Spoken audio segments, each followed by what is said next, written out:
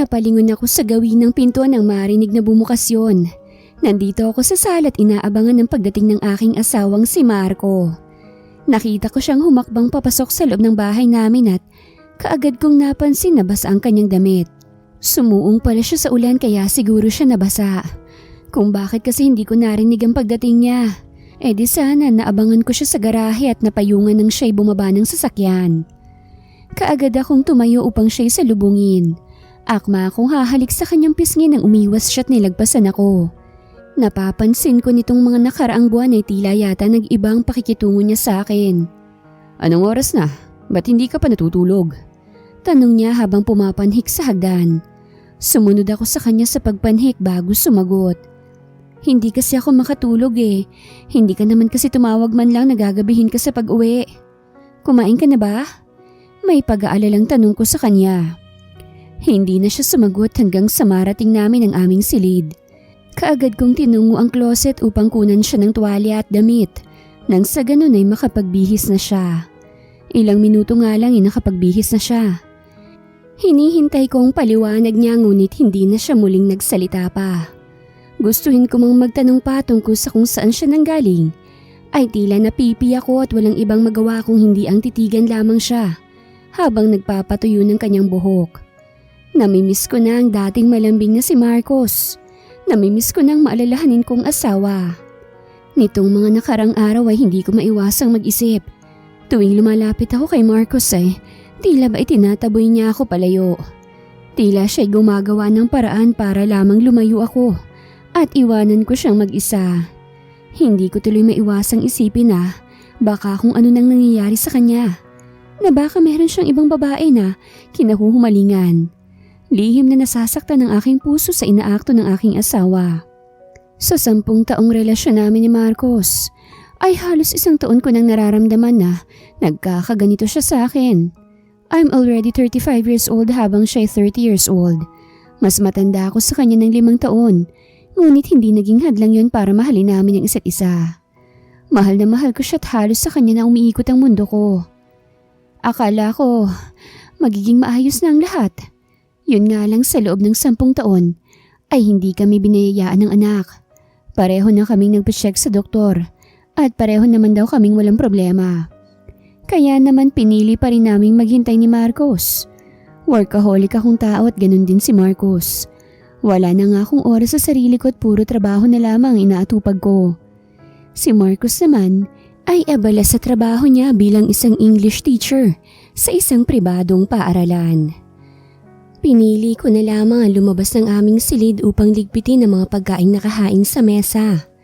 Marami ang gumugulo sa isip ko ng mga oras na yon. Papaano nga kung may babae ang aking asawa? Ano nang gagawin ko? Ilang minuto pang lumipas nang matuyo ang buhok ni Marcos. Nakita ko siyang nakahiga na sa aming kama at balak na yatang matulog. Napansin kong nakaawang pa ang pinto ng banyo at nakasindi pa ang ilaw sa loob. Kaya naman pinili kong pumasok doon upang sana ay patayin ng ilaw nang mamataan ko ang hinubad na damit ng aking asawa. Hindi man lang niya yun nilagay sa lagayan at nakalimutan siguro niyang gawin, dala ng pagod. Dinampot ko ang basang polo shirt ng aking asawa at saka isinunod ang kanyang pantalon nang may malaglag na bagay mula sa bulsa ng kanyang kulay itim na pantalon. Kumunot ang aking noo nang madampot kong isang identification card na siyang nalaglag mula sa bulsa ng aking asawa. Binasa kong nakalagay na pangalan doon at Catherine Ohana ang nakalagay na pangalan doon. Sinipat kong maigi ang larawan at nakita kong isang dalagita na sa tingin ko ay naglalaro sa 18 ang edad. Marahil ay isa to sa mga estudyante ng aking asawa. Pinili ko na lamang na bitbitin yun palabas at baka naiwala lamang yun ng estudyante at napulot lamang ng aking asawa. Hindi ko na yun binigyan pa ng pansin. Ngunit nagulat ako kinabukasan nang pasimple ko yung ibinigay kay Marcos. Bigla na lamang kasing nawalan ng kulay ang kanyang mukha na para bang bigla siyang natakot. Ngunit kaagad din naman yung nawala. Pinili kong hindi pumasok sa opisina ng araw na yon. Hindi ko alam kung bakit pero nanlalamya ang aking katawan. Ni hindi man lang yun pinansin ng aking asawa at umalis na upang pumasok sa paaralan. Masama man ang pakiramdam ko ay natapos ko ang lahat ng gawaing bahay. Pawisan ako nang pumasok ngunit pakiramdam ko'y umaliwalas ang buong bahay. Gulo-gulo ang aking buhok nang makita kong refleksyon ko sa salamin. Bigla ko namang naalala ang araw na ikinasal kami ni Marcos. 20 years old lamang siya noon habang ako naman ay 25 taong gulang na. Sinabi niya sa akin na hindi hadlang ang 5 taon na tanda ko sa kanya at ang mahalaga ay mahal namin ang isa't isa. Kailan nga ba yung huling beses na hinalikan ako ni Marcos? Tama, 1 taon na palang hindi ako magawang halikan ng aking asawa. Hindi ko man pinapansin ang bagay na yon ngunit sa loob ko, nasasaktan ako. Nasasaktan akong isipin na tila siya nandidiri na sa akin. Siguro dahil napapabayaan ko na ang aking sarili. Maraming mas bata sa akin at mas maganda. Malaki ang posibilidad na nagsawa na nga sa akin si Marcos. Lalo pa at tila yata hindi ko siya kayang bigyan ng anak. Kinapa ko ang pisngi ko. Mainit na likido ang nangingilid sa aking pisngi na nagmula sa aking mga mata. Kahit na anong pilit kong isipin na ayos lang sa amin ni Marcos ang lahat, ay alam kong may mga pagbabago na. Siguro, hindi na ako magtataka kung isang araw pagkagising ko, wala na ang aking asawa at nasa piling na ng iba. Marcos' point of view. Abala ako sa pagliligpit ng mga gamit ko nang marinig kong mabagal na yapag na papalapit sa kinaroroonan ko. Napaangat ako ng tingin nang makitang isa sa mga estudyante ko, si Catherine. Hindi ko alam kung bakit bigla akong napalunok. Ang inosente nitong mukha ay talaga namang nagsasabi na ito ay kaawaan ko ng husto. Saglit akong natulala hanggang sa tuluyan itong makalapit sa akin. Kinakailangan ko pang tumikim para lamang hawiin ang bara sa aking lalamunan. Sir, pinapatawag niyo raw ho ako? Magalang na tanong ni Catherine na bahagya pang nakayo ko ang magandang mukha. Sino bang lalaki ang hindi makakapansin ng taglay nitong ganda? Ang mahinhin nitong boses at napakapinong kilos ay palaging nangaakit sa sinuman. Hindi ko maintindihan ang aking sarili ngunit simula nung araw na umamin sa akin si Catherine na may gusto ito sa akin ay hindi na ako mapakali. Para bang bigla akong bumalik sa pagkabata na kinikilig sa tuwing siya'y aking nakikita.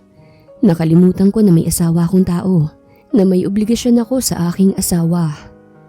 Naiwan mo kasi tong ID mo. Sabay abot dito ng ID nito na mismo ang asawa ko pang nakakita sa aking bulsa. Hindi ko tuloy maiwasang isipin na mga nangyari ng gabing yun na basang-basa akong umuwi ng bahay. Sir, galit po ba kayo sa akin? Nagulat ako sa naging tanong na yun ni Catherine. Sobrang lungkot ng boses nito at nagbabadya ng umiyak. Hindi ko alam kung likas ba rito ang pagkaiyakin o talagang natatakot lamang ito na magalit ako rito. Nang gabing yun, ay hindi nito magawang umuwi mag-isa sa maliit na bahay na tinitirhan nito. Kaya sa awa ay inihatid ko ito sapagkat sinabi nitong sobrang sakit ng ulo nito. Nang marating namin ang bahay nito, ay saka ako nakita ang sitwasyon ng pamumuhay nito. Matalino si Catherine at scholar sa universidad na pinagtatrabahuhan ko. Hindi ko lubos maisip na sa ganoong klaseng lugar lamang ito nakatira. Biglang nilukob ng awa para rito ang buong pagkatao ko. Lalo pat sa tuwing tinitingnan ko ang maganda nitong mukha, ay mababanaag ko ang labis na lungkot. Mababanaag ko ang labis na pagmamahal nito para sa akin. Alam kong bawal pero hindi ko maintindihan ang aking sarili. Nang gabingang yun ay nagulat ako nang bigla na lamang ako nitong niyakap ng mahigpit. Yugyug ang balikat nito na umiiyak habang yakap ako. Ang dami nitong sinabi na siyang ikinahabag ng loob ko. Kung papaano nito ako hangaan at tanawin sa malayo sa loob ng 2 taon. Pilit ko mang ipaintindi rito na hindi kami pwede. Ay ako naman ang masasaktan. Nasasaktan ako na makita itong nasasaktan. Hanggang sa kumalas ito sa yakap ko at ginagap ang aking pisngi. Pinakatitigan nito ang aking muka. At walang ano-anong hinalikan ako ng biglaan sa mga labi. Nagulat man ngunit napapikit ako. Ang init at lambot na mga labi nito ay ramdam na ramdam ko. Ngunit bago pa ako tuluyang makalimot, ay nanaigang kagustuhan ko na gawin ko anong tama. Bahagya akong itinulak si Catherine at saka walang lingon likod na umalis. Hanggang sa marating ko ang aking sasakyan at doon nakita sa loob ang ID ni Catherine na naiwan nito. Bumalik sa kasalukuyan ang aking isip nang maramdaman ang pag-vibrate ng cellphone ko sa bulsa. Naroon pa rin si Catherine sa harapan ko at tinignan ko ang tumatawag. Si Yasmin, ang aking asawa. Nagdadalawang isip akong sagutin ngunit sa huli ay pinili kong patayin ang tawag. Hindi ko mapigilang mairita. Ilang beses ko nang sinabi kay Yasmin na huwag siyang tatawag kapag nasa trabaho ako. Ngunit kapapatay ko pa lang ng tawag ay muli na naman siyang tumawag. Sa inis ko ay in-off ko ang cellphone ko nang sa ganun ay hindi na siya makatawag pa. Yasmin's point of view. Hayaan mo na si Marcos, Linda. Ayaw niyang tatawag ako kapag ganitong oras eh. Kaya ko ng sarili ko. Magiging okay rin naman ang pakiramdam ko maya-maya. Nakahilig ako sa sofa ng opisina at pinakiramdaman ko ang aking sarili. Nahihilo ako at sobrang sama ng pakiramdam ko. Hawak ni Linda ang cellphone ko at tinatawagan nito ang aking asawa. Para sana sunduin ako pero pinatayan lamang ito ng cellphone ni Marcos. Hindi na bago yon. Ilang taon na rin na ginagawa ni Marcos sa akin yon at nasasanay na ako. Ramdam ko ang panlalamig ng mga kamay ko. Hindi ko maintindihan kung anong nangyayari sa akin. Pero dahil sa nakikita kong pag-aalala sa mukha ng kaibigan kong si Linda, ay pinili kong ipakita sa kanya na okay lang ako. Nang sa ganun ay makampante siya. Ilang saglit pa'y dumating na ang isang lalaki at hinanap ang isang kasama namin sa trabaho. Susunduin daw nito ang asawa nito at masama raw ang pakiramdam. Nakaramdam ako ng inggit. Pakiramdam ko, baliwala na ako sa asawa ko. Bago pa man ako tuluyang bumigay ay pinilit kong tumayo. Sinabi ko kay Linda na ako na lamang mag-isang uuwi. Nang sa ganun ay makapagpahinga na ako sa bahay. Inihatid na lamang ako ni Linda sa sakayan ng taxi. Nang marating ang bahay ay pinilit kong sarili na pumasok sa loob. Hilong-hilo na ang pakiramdam ko at tila babagsak ako anumang oras. Sobrang lamig na mga kamay ko ngunit para naman akong sinisilaban ng init sa katawan. Noon ko lamang nakapa na sobrang taas pala ng lagnat ko. Nabuksan ko ang main door at halos gumapang na ako papasok. Nilalamig ako ng husto ngunit tuluyan nang umiikot ang paligid ko. Nagawa ko pang hawakan ng cellphone ko at idinaya lang numero ng aking asawa. Hindi ko na alam kung nagring pa ba yun o ano sapagkat tuluyan na akong nawalan ng kamalayan. Marcos' point of view. Malamya ang katawan ko nang iparada kong sasakyan sa garahe ng bahay namin. Iniisip ko kung tama bang sinabi ko kay Catherine na layuan na lamang niya ako. Bagamat sinabi niyang hindi niya magagawang bagay na yun ay para bang bigla akong nalungkot. Alam ko sa sarili ko na ayoko siyang lumayo sa akin. Humugot muna ako ng malalim na hininga bago ako tuluyang bumaba ng kotse. Batid ko naghihintay na si Yasmin sa pagdating ko. Dumiretso na ako sa main door at saka binuksan yun. Tumambad sa akin ang tahimik na sala. Tinungo ko ng hagdan upang pumanhik sa itaas. Nang mapanhik ako ay saka ako binuksan ng pinto ng kwarto naming mag-asawa. Nadatnan ko sa loob si Yasmin na nakaupo sa dulo ng kama at balot na balot ang katawan. May hawak tungtasan ng tsa at napaangat ang tingin sa gawi ko. Nagtataka ako sapagkat halata sa mukha niya na hindi siya okay. Ngunit mas nagtaka ako nang makita siyang ngumiti. Naalala kong ilang beses nga pala siyang tumatawag sa akin kanina. Ngunit pinapatayin ko lamang siya ng cellphone. Tumuloy na ako sa pagpasok at hindi ko man lang siya nagawang kibuin. Hindi ko naman narinig na nagsalita siya kaya hinayaan ko na.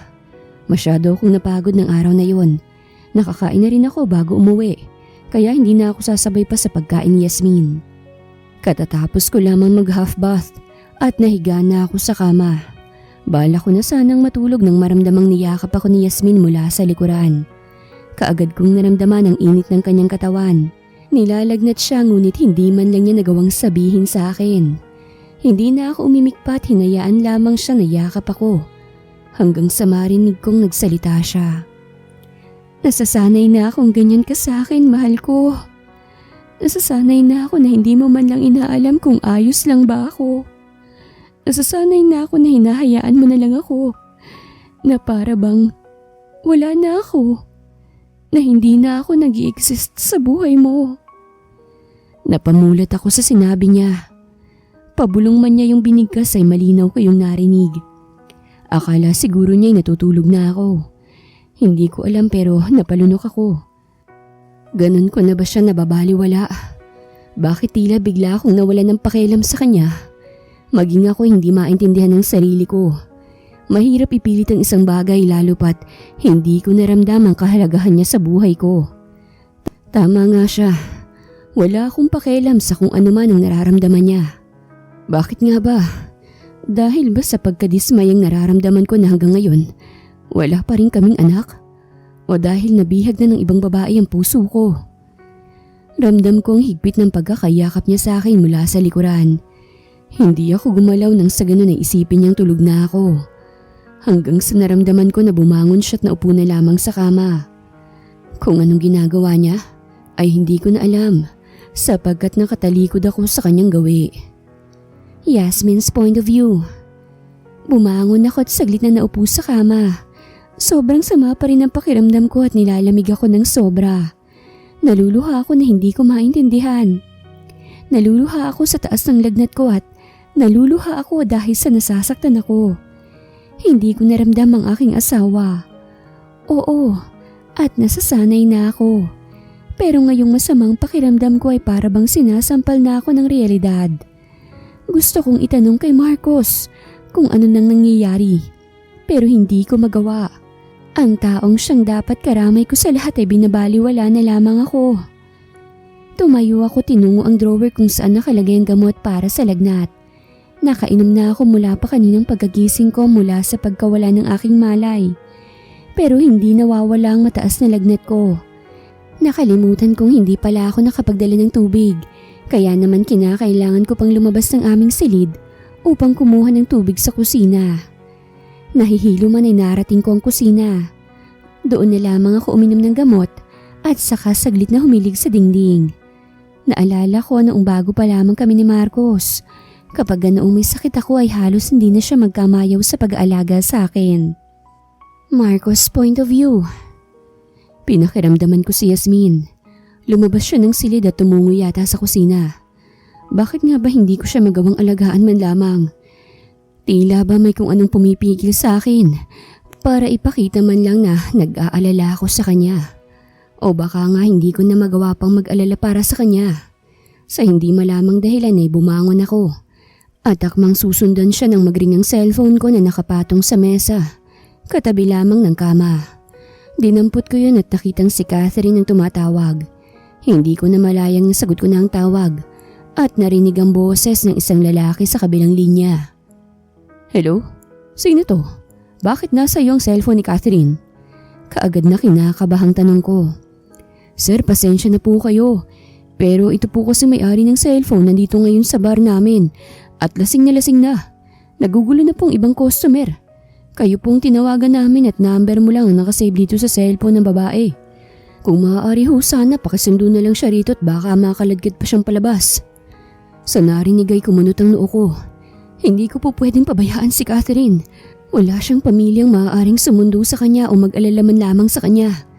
Besides, ako ang dahilan kung bakit siya pumunta sa lugar na yon. Dahil sinabi ko sa kanya na layuan na lamang niya ako. Sinend naman ng may-ari ng bar ang exact location ni Catherine. Kaya naman dali-dali akong nagbihis. Kailangan kong puntahan si Catherine. Ngunit sa pagbaba ko ng hagdan ay nabungaran ko si Yasmin. Nakahandusay sa sahig at wala ng malay. Kaagad na binundol ng kaba ang aking dibdib. Yasmin's point of view. Nangihinang iminulat ko ang mga mata ko. Blanko ang isip ko na mga oras na yon. Pakiramdam ko ay nanggaling ako sa isang mahabang paglalakbay. Puting kisame ang namulatan ko at kaagad kong napansin ang swerong nakakabit sa braso ko. Meron ding nakakabit na oxygen sa ilong ko. Hanggang sa maalala ko ang nangyari. Bumagsak pala ako sa sahig at nawala ng malay. Iginala akong paningin sa loob ng silid na yon ng ospital. Tahimik at wala man lang katao-tao. Nasaan ang asawa ko? Hindi ba dapat siyang namulatan ko rito? Ilang saglit pa'y bumukas ang pinto at iniluwanon si Linda. Baka sa mukha ang pag-aalala nito nang lapitan ako. My gosh, Yasmin, are you okay? What happened? Sunod-sunod na tanong ni Linda na sinagot ko na lamang ng isang tipid na ngiti. Mabuti naman at okay ka. Tinawagan ako ni Marcos. Nakiusap siya na kung maaari ako na munang magbabantay sa'yo rito at may importante pa siyang gagawin. Pagbibigay alam pa ni Linda sa akin na ikinadismay ako. Ano pa kayang mas importanteng gagawin ng asawa ko kesa sa akin? Gumuhit ang sakit sa dibdib ko ngunit hindi ko yun pinahalata kay Linda. Siguro alam naman ni Marcos na okay lang ako kaya iniwanan niya ako rito. Siya naman ang nagdala. Hindi siyang nagdala sa'yo rito. Ang sabi niya tumawag lang siya ng ambulansya at nagpaiwan siya sa bahay niyo. Alam mo, yang asawa mo na yan ha, masyado nang nagpapahalata. Natulala ako sa narinig ko mula kay Linda. Natiis niya ako sa ganoong kalagayan ko na hindi samahan hanggang sa makarating man lamang sa ospital na kinaroroonan ko ngayon. Gusto kong maiyak ngunit matinding pagpipigil ang ginawa ko. Ayoko magpakita ng kahinaan sa harap ng best friend ko. Linda, alam mo kasi hindi makontrol ni Marcos ang sarili niya sa tuwing kinakabahan siya. Kaya naiintindihan ko kung bakit mas pinili niyang tumawag ng ambulansya kesa ihatid ako sa ospital. Ganun talaga siya eh. Nanginginig ang buong katawan niya kapag may nangyayaring hindi maganda sa akin. Pilit ko pa rin pinagtatakpan si Marcos. Oo, tama naman eh. Ganun nga si Marcos. Dati. Ganun siya dati. Hindi ko lang batid kung bakit at papaanong nangyari na nagbago siya. Pero ano man ang dahilan nun, ay aalamin ko. Aalamin ko kung bakit nagbago sa akin ang asawa ko. Kung bakit tila nawala na siya ng pakialam sa akin. Hindi magtatagal at malalaman ko rin ang lahat. Marcos' point of view. Hindi ko alam kung tama bang ginawa ko. Ipinagkatiwala kong asawa ko sa ibang tao habang ako nandito't nag-aabang sa pagising ni Catherine. Mahimbing tong natutulog sa higaan nito na hindi ko magawang matulog at inaabangan kong pagising nito. Lasing na lasing to nung nakalipas na gabi at awang-awa ko rito. Iyak to ng iyak habang binibigkas ang pangalan ko. Guilty ako. Ako ang dahilan kung bakit ito nagkakaganito. Napakabata pa ni Catherine. Hindi dapat nagkakaganito sa isang katulad ko. Hindi mo man lang ba iniisip ang asawa mo? Anang isang bahagi ng isip ko. Naalala kong tinawagan ko nga pala si Linda para bantayan si Yasmin sa ospital. Gusto kong kamustahin ang kalagayan ng asawa ko pero tila may kung anong bagay na pumipigil sa akin. Napabuntong hininga ako. Hihintayin ko na muna na gumising si Catherine bago ko puntahan si Yasmin sa ospital. Hindi nga nagtagal at nagising na si Catherine. Kaagad nagtama ang mga mata naming dalawa. Ang magagandang pares na mga mata nito na para bang nagsasabi sa akin na huwag umiwas ng tingin dito. Dahan-dahan tong bumangon at bahagyang napahawak sa sentido nito. Are you okay? Kaagad na tanong ko rito kahit na alam kong may hangover pa ito. Isang marahang tango lamang iginanti nito sa akin at umiwas ng tingin. Pwisit, why do I have this feeling na kailangan kong mag-sorry dito? I'm sorry, Catherine. Sana hindi mo ginawa yun. Sana hindi ka pumunta. Masakit. Masakit sa akin na sabihin mo na layuan kita, Sir Marcos. Ikaw ang unang lalaking minahal at pinahahalagahan ko ng ganito. Masakit sa akin ang itaboy mo. Please, wag mo na akong itaboy. Pangako gagawin ko naman ang lahat ng gusto mo. Lahat. Huwag mo lang akong layuan. May asawa akong tao, Catherine. Wala akong pakialam. Basta ang alam ko, nagmamahal lang ako. Hindi ko pipigilan ang sarili ko na mahalin ka dahil lang sa may asawa ka na. Alam ko naman na mayroon din akong puwang dyan sa puso mo. Hindi ka naman mag-aalala ng ganyan sa akin kung wala lang ako sa'yo, di ba? Kaya please, wag mo na akong layuan. Hindi ko kaya, Sir Marcos. Mababaliw ako.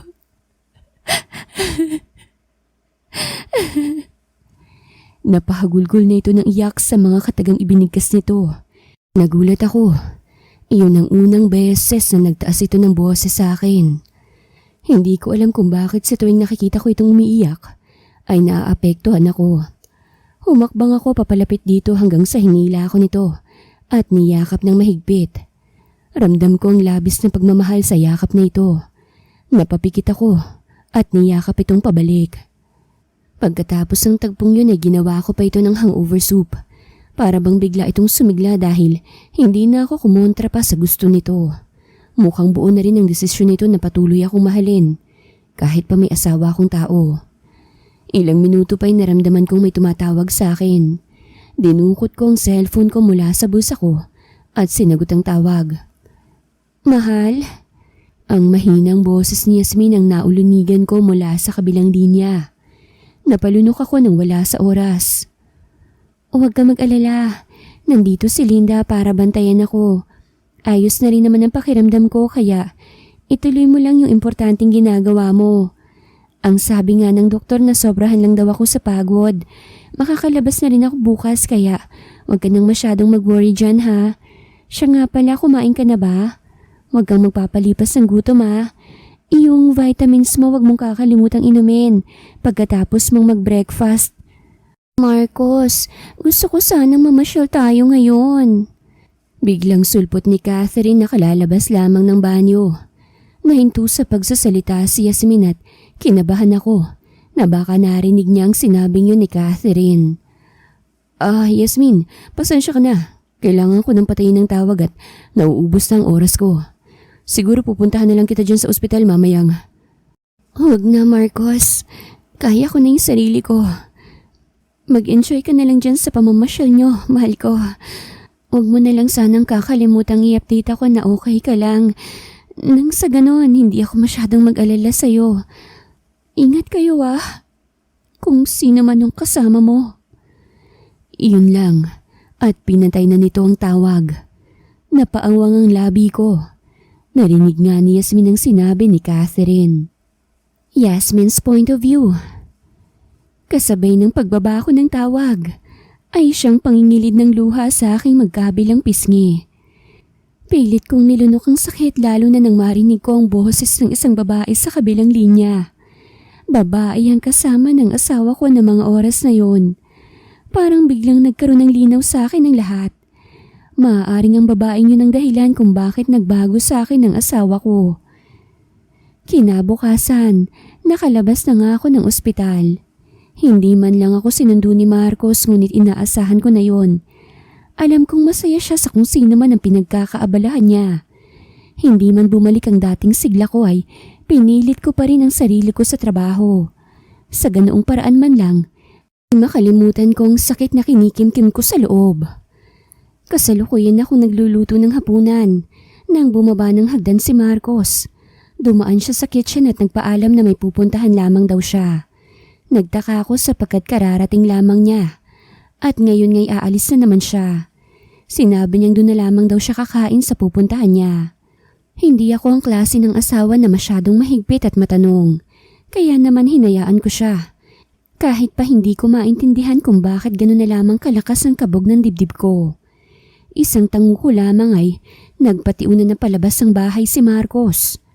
Saktong tapos nang niluluto ko, kaya dali-dali akong nag-ayos. Susundan ko si Marcos. Maaring sa gabing to ay malalaman ko ng dahilan ng pagbabago niya. Inihanda ko na lamang ang sarili ko sa kung ano man ang makikita ko. Desperado na akong malaman ang lahat.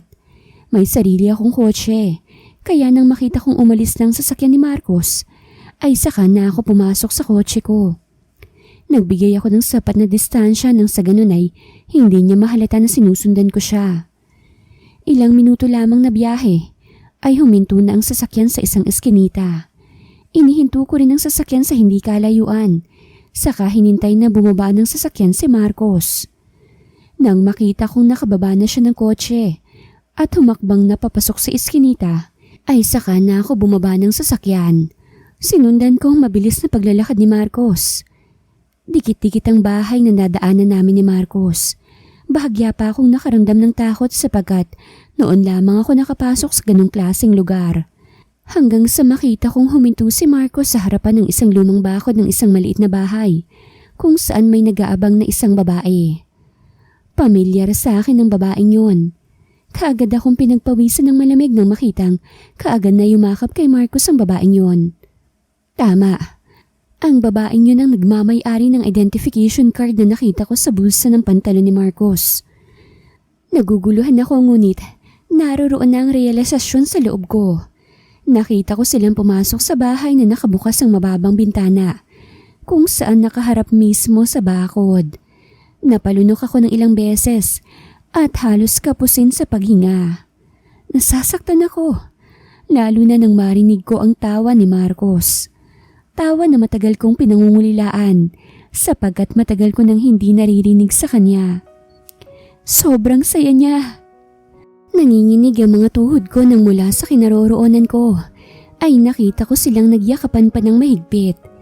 Hindi alintana ng mga ito ang bukas na bintana at kaagad na naghalikan sa aking harapan. Parang may kung anong dumukot sa puso ko at dinurog yon ng dinurog.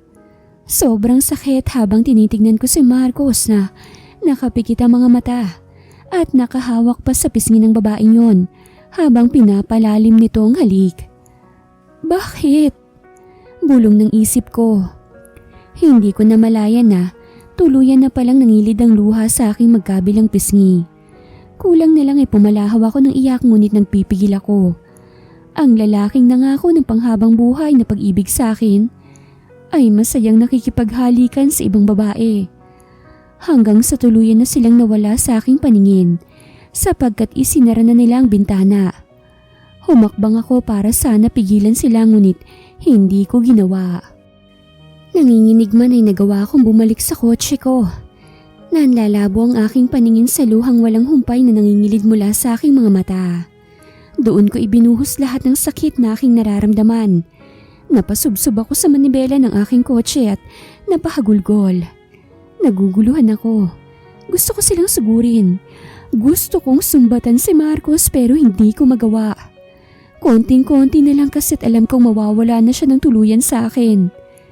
Nagpunas ako ng luha at pilit pinakakalma ang sarili.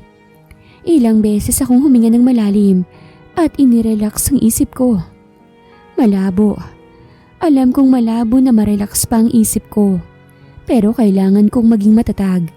Kailangan kong ayusin ang relasyon namin ni Marcos. Hindi ko hahayaan na tuluyan kaming masira.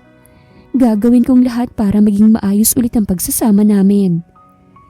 Ilang oras nang lumipas at nakita kong lumabas na si Marcos sa eskinita.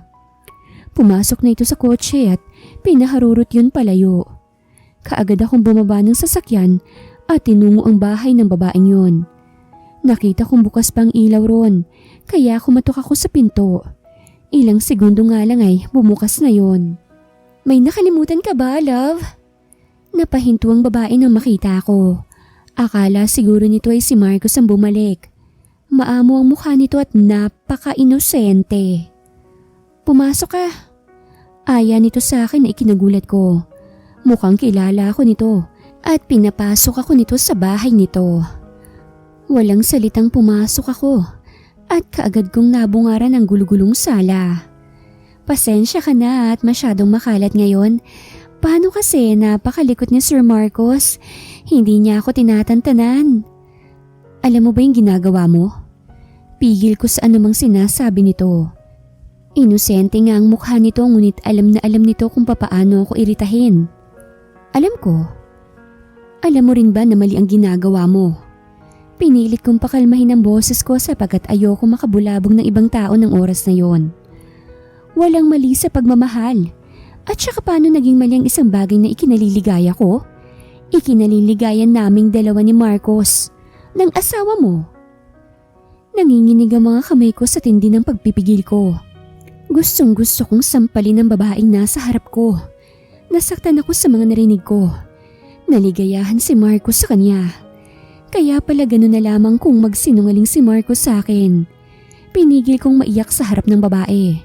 Bahagya kong tumingala upang pigilan ang pangingilid ng luha sa aking pisngi. Ayokong magpakita ng kahinaan sa kabit ng asawa ko. Pagka kong natawa at iginala ang paningin sa paligid. Hindi ako makapaniwala na sa ganitong klase ng babae lamang mahuhumaling ang asawa ko. Oo nga. At maganda ito. Ngunit hindi naman siguro bulag si Marcos para hindi makita na napakabata pa nito para gawing kabit. Ayoko mang aminin sa loob ko, ngunit nasasaktan ako sa isipin ganito kabata ang kaagaw ko sa asawa ko. Hindi ko tuloy mapigilang ikumpara ang sarili ko sa batang-batang kabit ng aking asawa. Kailan nga bang huling beses na nagpaganda ako? Kailan ko nga ba inalagaan ng hustong pisikal kong kagandahan? Natuon na lahat ng oras at atensyon ko sa trabaho ko at kay Marcos, kaya wala na halos akong oras sa sarili ko. Iyon ba? Yun bang dahilan kaya naghanap ng mas bata at fresh si Marcos? Humakbang ako sa gawin ng nakasarang bintana at saglit na nag-isip. Gagawin kong lahat para lamang layuan ng babaeng kaharap ko ang asawa ko. Nag-isip ako ng ilang minuto habang nakataas ang kilay lamang na nakatingin sa akin ang babae. Sa naalala ko ay Catherine ang pangalan nitong nakalagay sa identification card nito. Tumawa ako ng pagak pag ko ay nagsalita. Matagal ka na ba rito? Dito ako lumaki, kaya 18 years na akong nakatira dito. Palaban ng babae. Sa bawat katagang binibitawan nito ay pakiramdam ko may ibang ibig sabihin. Gusto mo bang makaalis sa lugar na ito? Pag ko ay tanong ko. Bala ko lang naman siyang bigyan ng bahay sa malayong lugar at willing akong ibigay ang lahat ng gusto niya. Wag lamang niyang agawin ng asawa ko. Ganon ko kamahal si Marcos. Yung tipong niloko na niya ako't lahat ay hindi pa rin ako bibitaw sa kanya. Kahit na sobrang sakit na ng mga ipinaparamdam at pinapakita niya sa akin. Kahit na alam ko ng kalokohang ginagawa niya. Ang mahalaga ay makasama ko siya at siya pa rin ang asawa ko. Nangako sa akin si Marcos na bibigyan niya ako ng matitirhan na mas komportable kaysa rito. Huwag mong tanggapin ang alok niya. Napataas ang boses ko. Talagang nababaliw na si Marcos. Kilala kong asawa ko at once na mangako ito ng isang bagay ay tinutupad nito. Ganon ba talaga kahalagang babaeng to para pahalagahan ni Marcos ng ganon? Kung ganon, paano ako lalaban? At bakit hindi? Alam mo bang para siyang batang nagtatampo kapag hinihindian ko siya? Lahat ng gusto niya sinusunod ko. Ayoko siyang tanggihan. Isa pa, ayaw ko rin namang tumira sa maalikabok na lugar na ito. Then, lumayo ka. Bibigyan kita ng mas malaki at magandang bahay. Ibibigay ko lahat sa'yo. Lahat ng gusto mo. Lahat ng kailangan mo. Just make sure na hindi ka na magpapakita pa sa asawa ko. Sa sinabi ko'y natahimik to. Buong akala ko'y magdadalawang isip ito sa alok ko, ngunit nagulat ako nang bigla na lamang itong tumawa sabay palakpak. Tila ba tawang-tawa to sa sinabi ko. Ano bang nakakatawa sa sinabi ko? Are you serious, Yasmin? Gagawin mo yun para layuan ko si Marcos? Nagahamon ang boses na tanong nito. Kung bigkasin itong pangalan ko ay para bang matagal na kaming magkakilala. Hindi ko nagawang sagutin ang tanong niya, ngunit nagawa kong tumango na siyang ikinatawa nito ng malakas. Ganon ka kadesperada? Oh, I'm so sorry, Yasmin, but walang kahit na anong bagay ang makakapagpahiwalay sa amin ni Marcos. Tandaan mo yan. Ang kapal na mukha mo para gawin yan. Bata ka pa nga. Hindi mo pa siguro alam kung anong ginagawa mo. Ni hindi mo siguro alam na makakasira ka ng pamilya. Alam kong makakasira ako ng pamilya. At ikakasaya ko kapag nagtagumpay ako. Kaya humanda ka, Yasmin. Konti na lang at hindi na sa'yo uuwi ang asawa mo. Sa akin na siya. Ngayon pa na maraming beses nang may nangyari sa amin, hindi ako papayag na mawala pa siya sa akin. Siya ang first love ko at gusto ko siya nang huli. Napatda ako. Napalunok. Galit ako pero hindi ko magawang magwala. Gustong gusto kong magwala pero napako ako sa kinatatayuan ko. Hanggang sa namalayan ko na lang na hinila na ako nito palabas ng bahay at pinagsarahan ng pinto. Nang nasa labas na ako ay saka ako natauhan. Pinagkakatok ko ang pinto ng bahay nito sa galit na nararamdaman ko. Layuan mo ang asawa ko kung ayaw mong ipakulong kita. Nangihina akong napaupo sa harapan ng pinto. Nagsimula ulit akong umiyak. Sinampal ako ng katotohanan. Maraming beses nang may nangyari sa kanila ni Marcos at iyon ang ikinadurog ng puso ko. Halos mabaliw ako hanggang sa marating ko ang kotse ko. Hindi ko na alam kung papaano pa akong uuwi ng ganon. Tsak na magtataka si Marcos kung bakit wala ako sa bahay. Ngunit mali ako. Pagdating ko sa bahay, ay tulog na si Marcos. Ni hindi man lang siya nag-alala kung saan ako nagpunta. Ni hindi man lang niya ako hinintay o kahit natawagan man lang ako kung nasan ako'y hindi niya ginawa. Patunay na wala na nga talaga siyang pakialam pa sa akin. Walang boses akong umiiyak sa kanyang tabi. Hindi ko siya magawang hawakan man lang sapagkat naiinis ako, nagagalit at nandidiri sa kanya. Ganun pa man ay naroroon ang kagustuhan ko na sana itama niya ang pagkakamaling ginawa niya. Na sana kinabukasan pagkagising ko, bumalik na ang dating pakikitungo niya sa akin. Hindi kita susukuan, Marcos. Kahit anong mangyari, ipaglalaban kita. Magpapanggap akong walang alam sa mga ginagawa mo.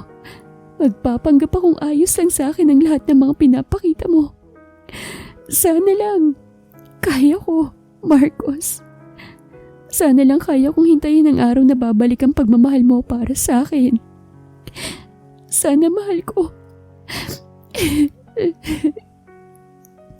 Sabay halik sa kanyang noo na bulong ko. Walang katulad na sakit ang nararamdaman ko ng mga oras na yon. Ngunit kailangan ko yung tiisin. Hindi ako basta-basta lang na sumusuko. Ipaglalaban ko ang asawa ko.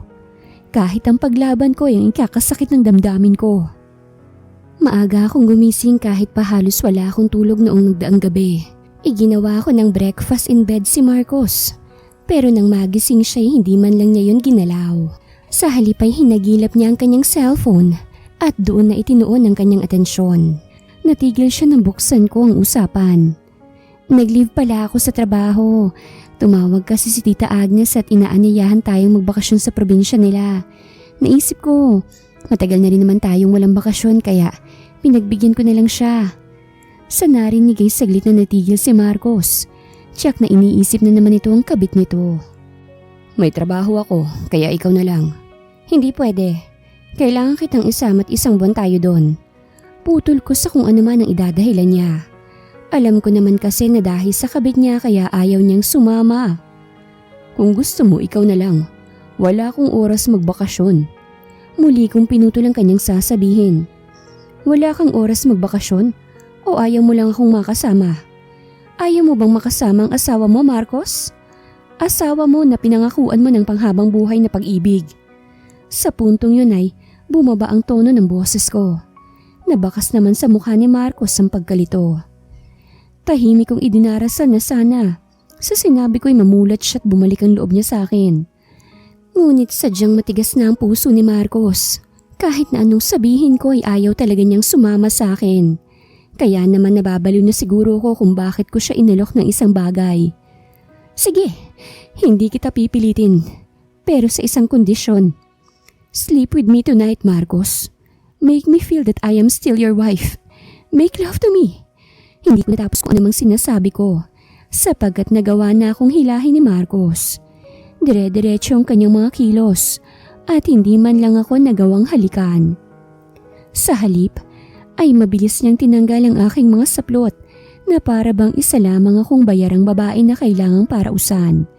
Ni hindi niya napapansin na unti-unti nang nangingilid ang luha sa aking magkabilang pisngi. Nang umagang yon ay marahas akong inangkin ni Marcos. Walang pag-iingat at pagkatapos ay para lang akong basahan na iniwan niya sa isang sulok.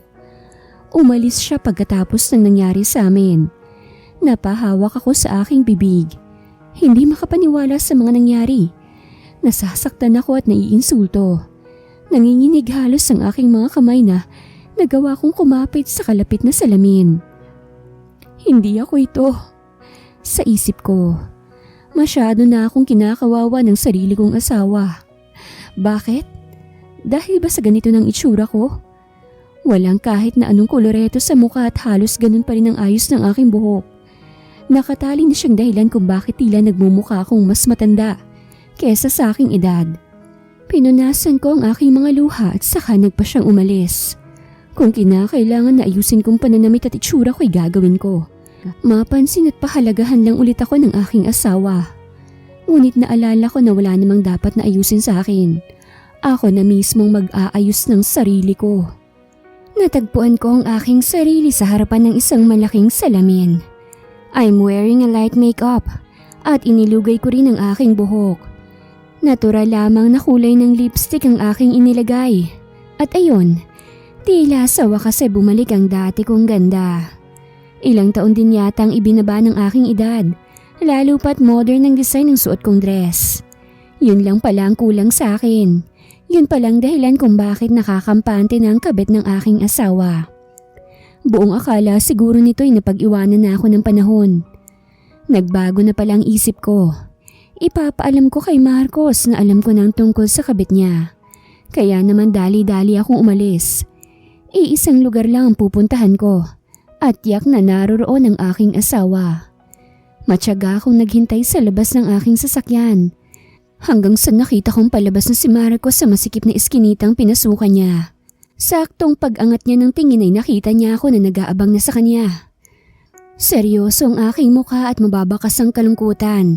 Halos hindi magawang makapagsalita ni Marcos. Natuod lamang siya't hindi rin magawa ang humakbang. Kanina pa kita hinihintay. Siguro naman tapos na kayo? Nagawa ko yung bigkasin kahit patila may nakabara sa aking lalamunan. Nagmamatapang lang ako ngunit durog na ako. Nang ilang minuto pa'y nasa harapan ko na rin ang babaeng may daladalang supot. Napaawang ang labi nito sa aking harapan. Ngunit napakakapal ng mukha na nagawa pang kumapit sa braso ng aking asawa. Biglang sumikip ang paligid kaya naman nagawa kong hablutin si Marcos palayo sa babae niya. Ngunit nagulat ako nang iwinaksi ni Marcos ang aking kamay. Love, mamaya ka na umuwi. Namimiss na naman kita eh. Tila ba walang pakialam ang Catherine na yun sa mga pinagsasasabi nito. Mas lalo akong nainis at akma sanang sasampalin ng babae nang humarang si Marcos. Gusto kong sabihin kay Marcos na, please, tama na. Nasasaktan na ako ng sobra. Pero hindi ako nagpakita ng kahinaan. Lalaban na ako. Pilit ko ulit na hinila si Marcos ngunit wala man lang salitang lumalabas sa mga labi niya. At tumuloy na siya sa sasakyan niya. Tila asong nakabuntot naman sa kanya ang walang hiyang Catherine na yon. Nagpupuyos tuloy ang loob ko na sinundan sila. Tila kaming nagpapabilisan ng takbo ng sasakyan ni Marcos. Nanginginig na ang buong kalamnan ko sa inis at sa sakit na dulot ng katotohanang isinasampal sa akin ng aking asawa. Noon lang naglandas sa mga masagana kong luha sa aking mga mata na marahas kong pinupunasan. Kung tutuusin ay may magagawa ako. Kaya kong ipakulong sila ng kanyang kabit. Ngunit dahil sa mahal ko si Marcos ay malabong magawa ko yon.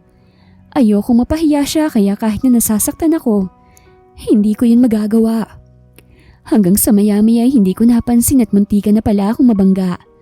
Mabuti na lamang at kaagad akong nakapagpreno. Marcos' point of view.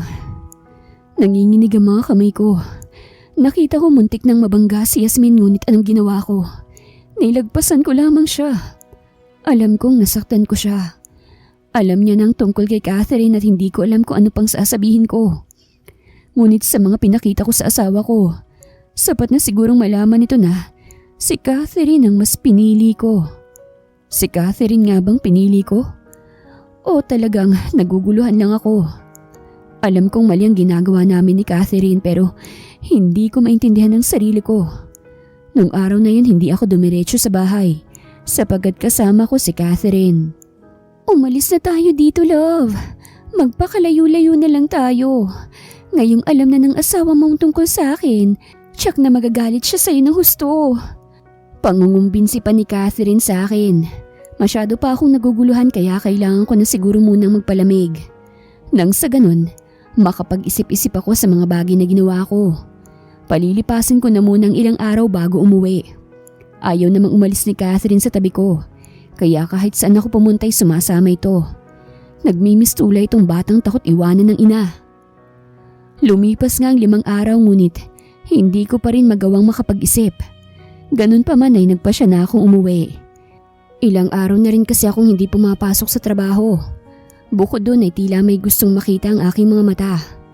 Kataka-taka kasi na sa loob ng 5 araw na hindi ako umuwi, ay wala man lang paramdam si Yasmin.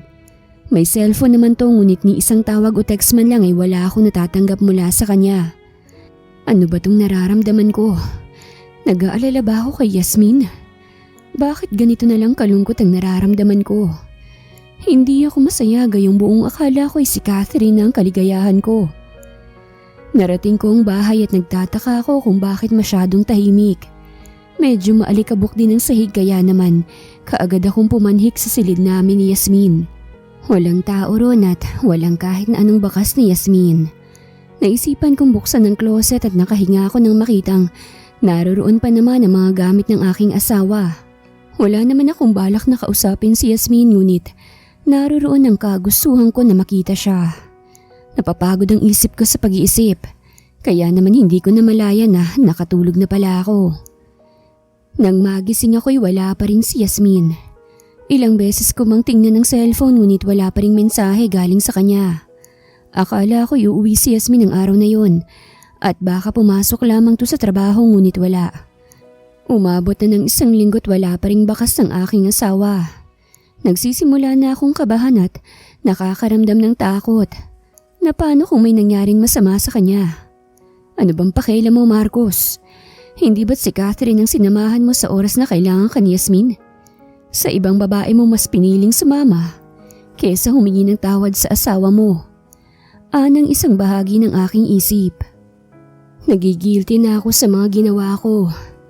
Sa katunayan ay 1 linggo ko na ring iniiwasan si Catherine. 1 linggo ko nang hindi sinasagot ang tawag nito.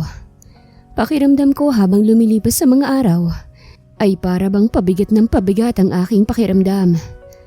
Gusto kong tawagan si Yasmin, ngunit hindi ko magawa.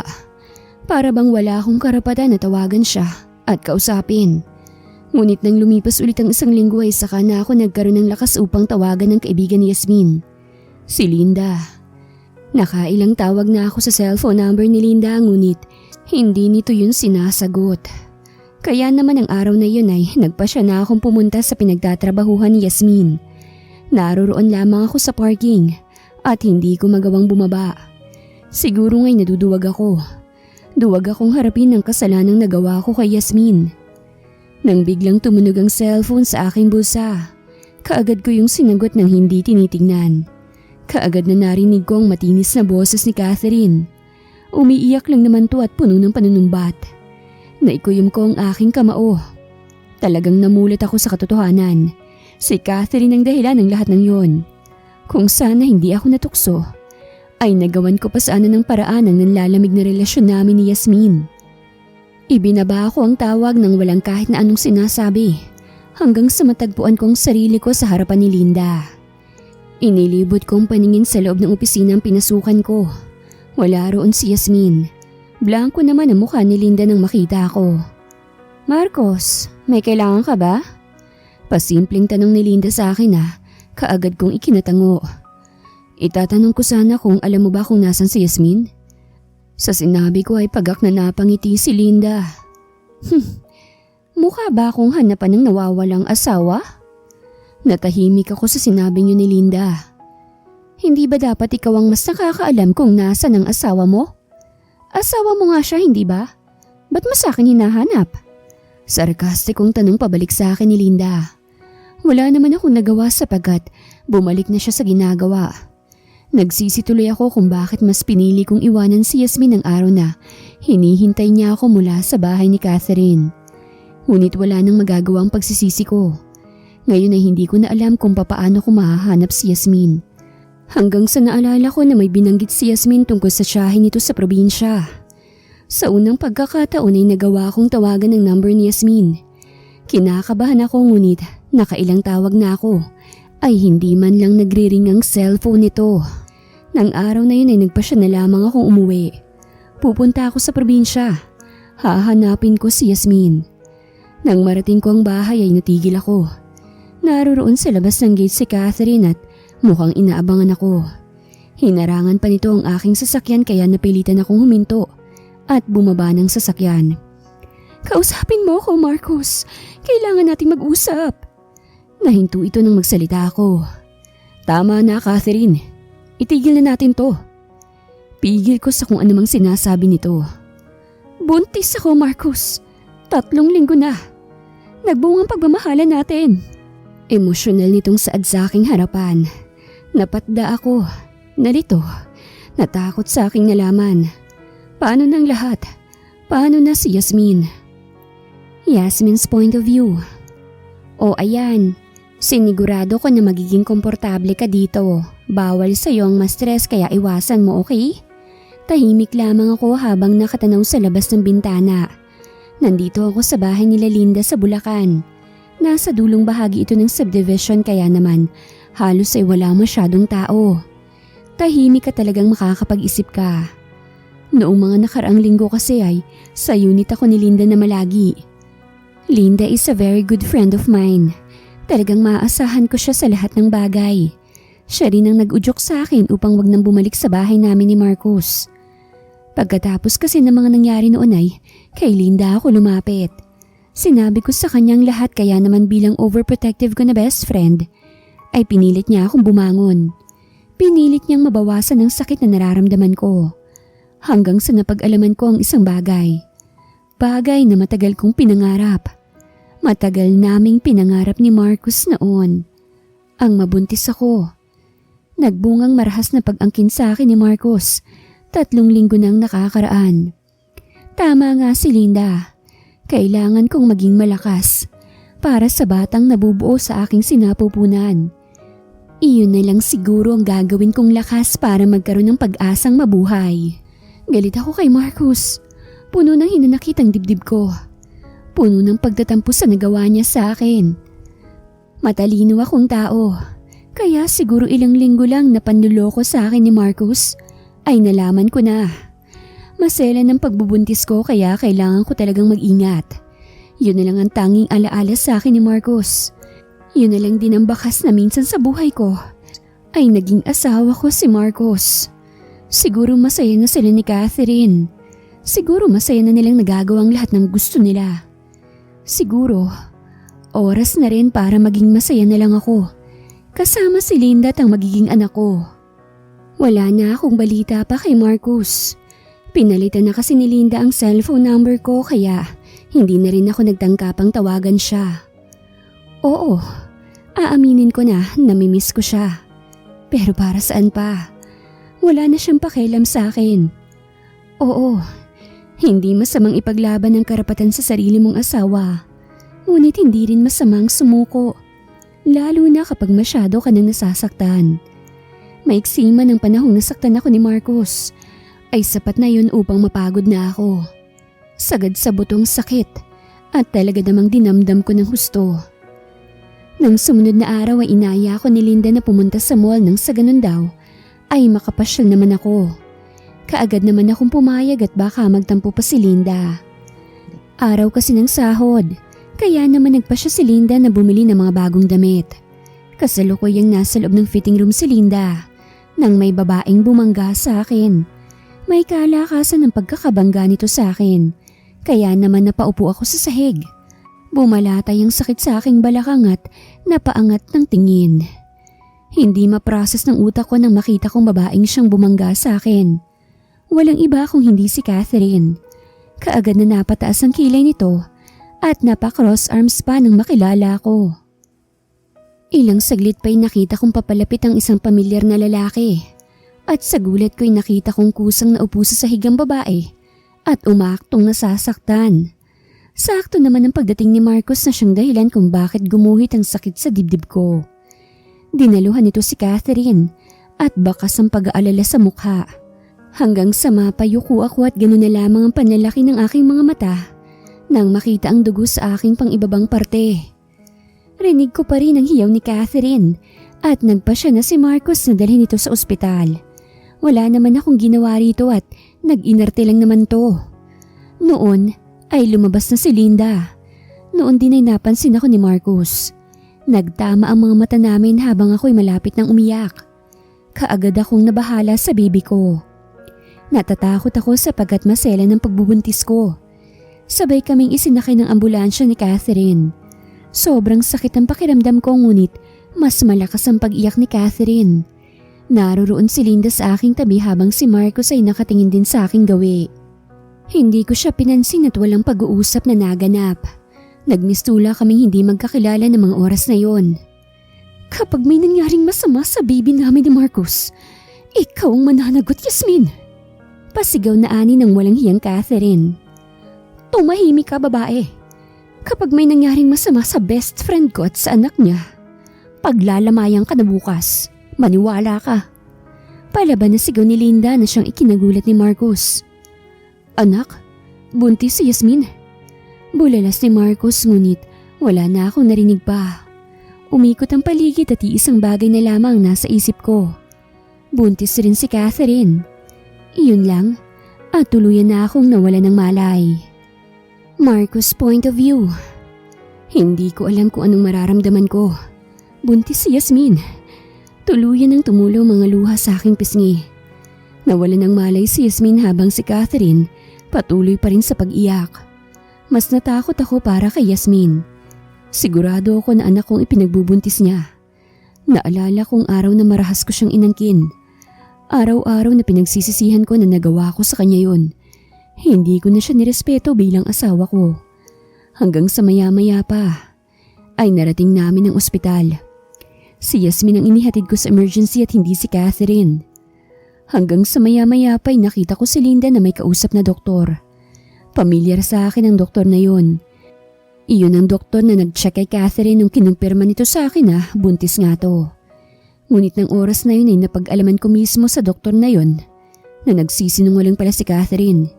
Hindi ito buntis at nagkukunwari lamang. Sinabi sa akin lahat ng doktor sapagkat nalaman itong asawa ko ni Yasmin. Kapatid pala ni Linda ang doktor na yun. Natuwa ako sa nalaman ko. Nagalit ako kay Catherine. At ito pala ang dahilan kung bakit nasa emergency room ngayon si Yasmin. Masaya ako sa nalaman ko. Ipinagbubuntis ni Yasmin ang anak ko. At makakalaya na ako kay Catherine. Pagkatapos niya akong pagmukhaing tangay wala nang rason pa para kausapin ko siya. Ang iniisip ko ay kung papaano kong hihingi ng tawad sa asawa ko. Alam kong malaking kasalanan ang nagawa ko sa kanya. At ang mismong babae ko pa ang dahilan kung bakit muntik nang mawala ang sanggol na dinadala niya. Mabuti na lamang at hindi tuluyang nalaglag ang anak ko. Kung nagkataon na may nangyaring masama kay Yasmin at sa anak ko, ay baka kung anong magawa ko kay Catherine. Palaban si Catherine. Nalaman ko na nga at lahat ang tungkol sa kasinungalingan niya.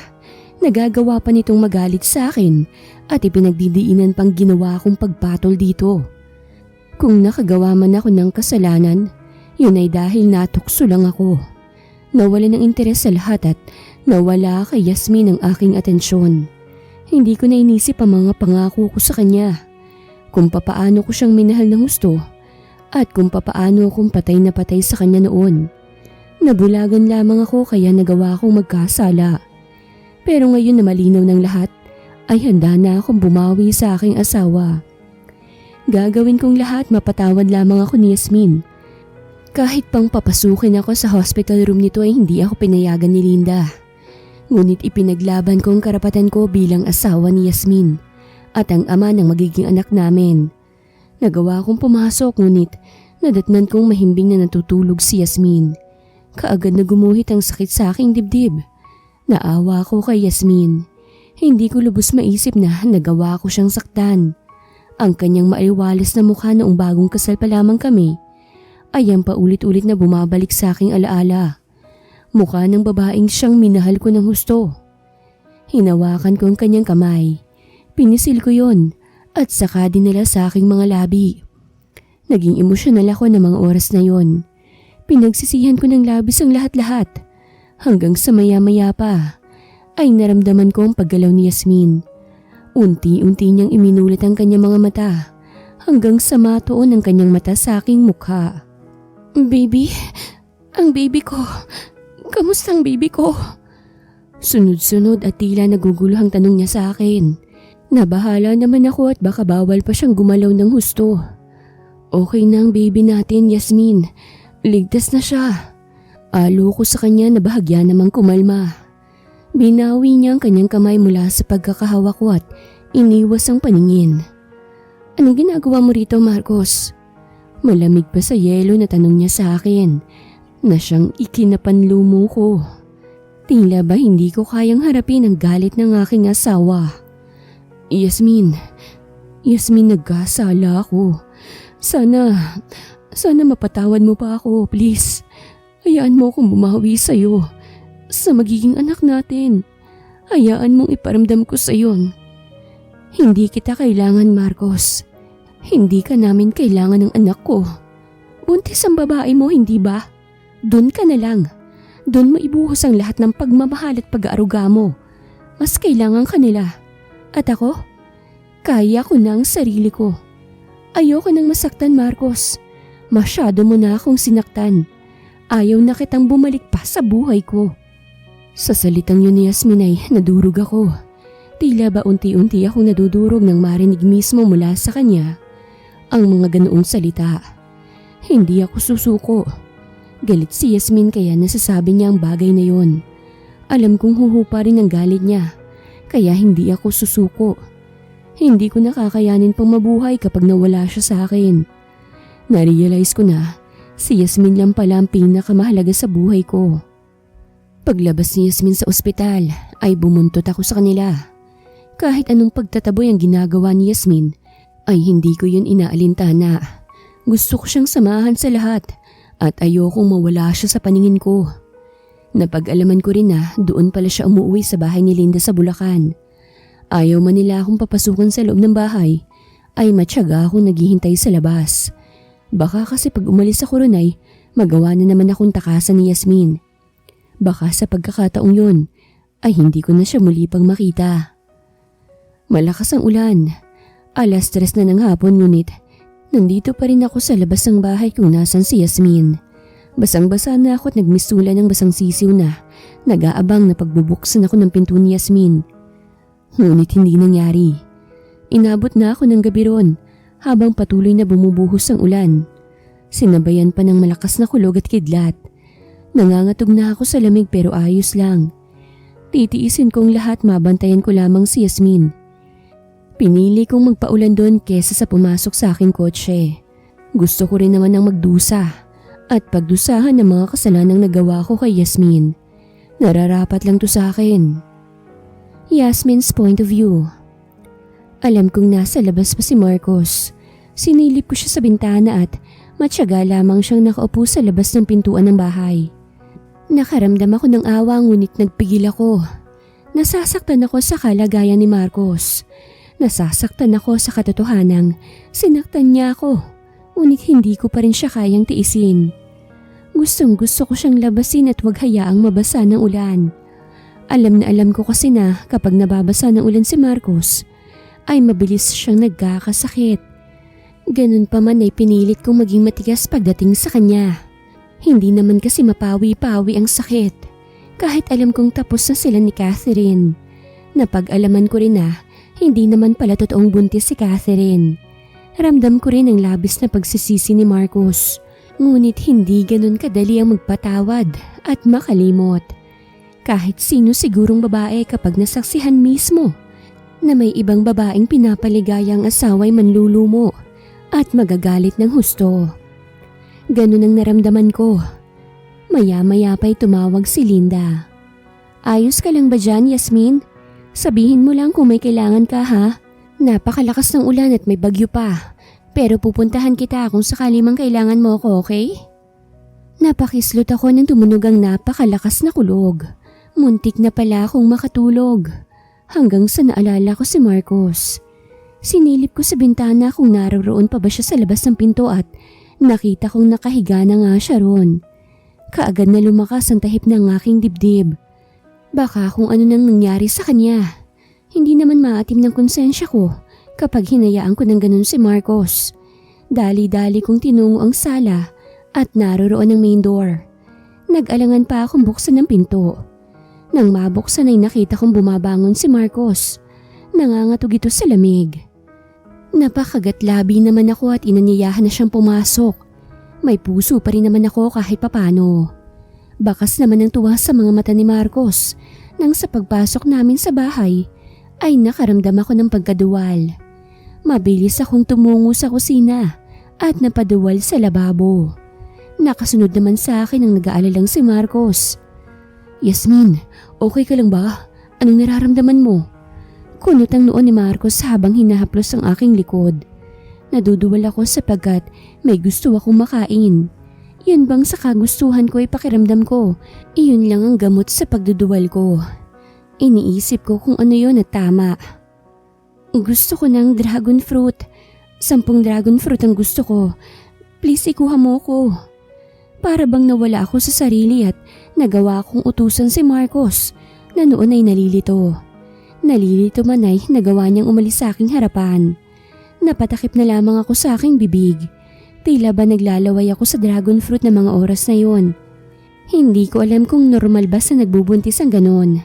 Maya-maya pa'y narinig kong umandar na ang kotse ni Marcos. Naupo na lamang ako sa sofa at panay ang lunok ng sariling laway. Talagang nagke-crave ako. Mga kalahating oras rin ang paghihintay ko nang makabalik si Marcos. Nakita kong napakarami ng dala nitong dragon fruit na talaga namang nakakaganang tignan. Nang binilang ko yon ay 15 yon.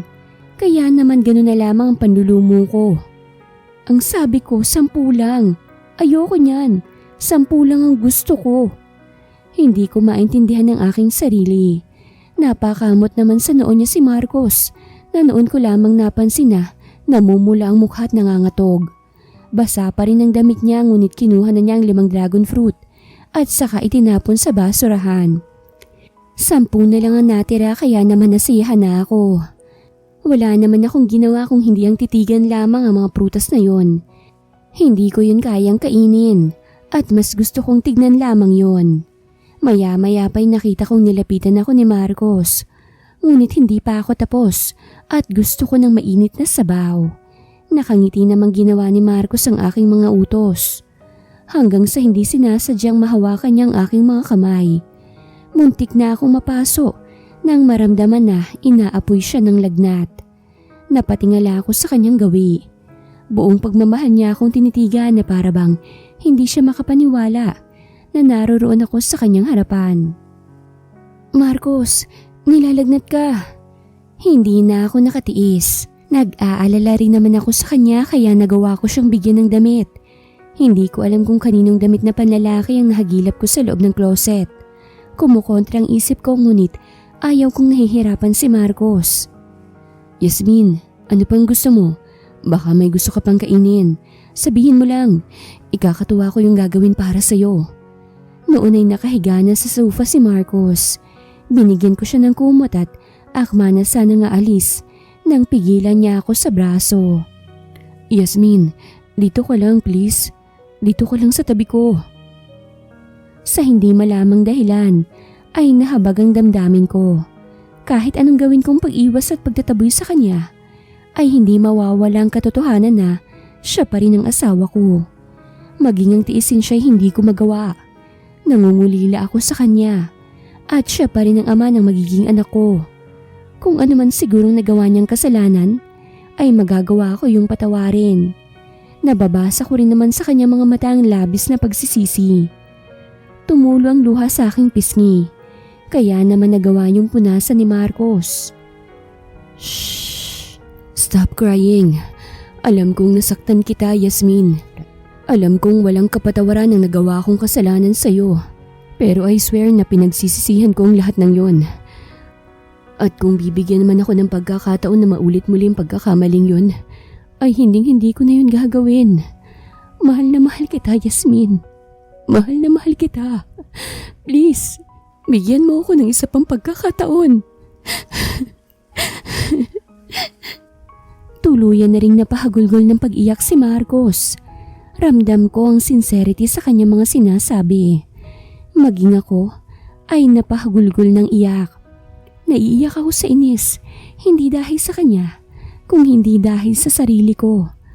Ang makita ko ang gwapo niyang mukha ay para bang naiinis ako.